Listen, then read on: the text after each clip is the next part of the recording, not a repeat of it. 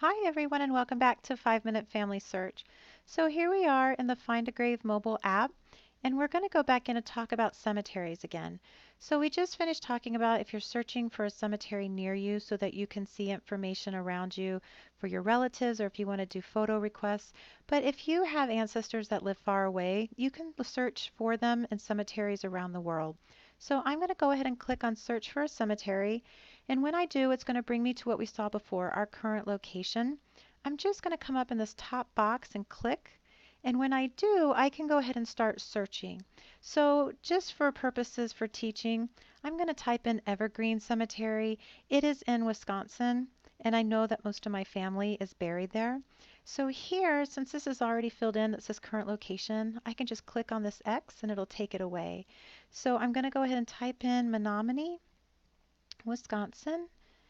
And you should get a drop down box like this. And I'm just going to go ahead and click on it. And I'll come up here to the right side, the top corner, and I'm going to click search. So now it's going to go ahead and pull up the cemeteries for me that are in that area. So I can look at them here on a map, or I can come in here and look at them on a list view. So let's go ahead and go into Evergreen. And we'll go in and we're going to take a look. So this is what we did in the other video. We can see pictures and all of this.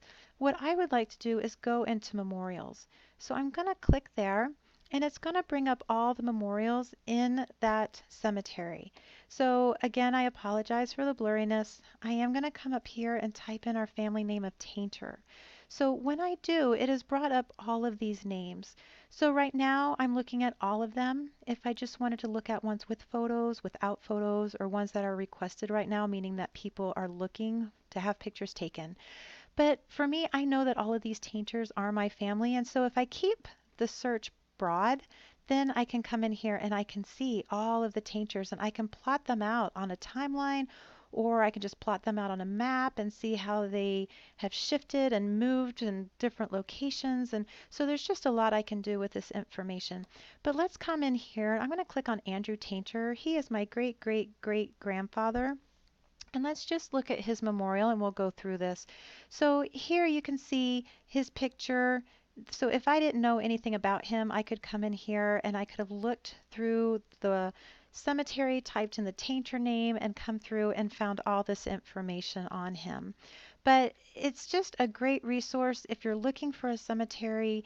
If you think that you have relatives there, you can just go in and type in the name of the cemetery. Now, let's say that I'm searching for a cemetery and I know it's in Wisconsin, but I'm not quite sure of the name. So I just came up here and where that X was, I just clicked it. So now there's no cemetery, but I just want to look for all of them in Menominee, Wisconsin.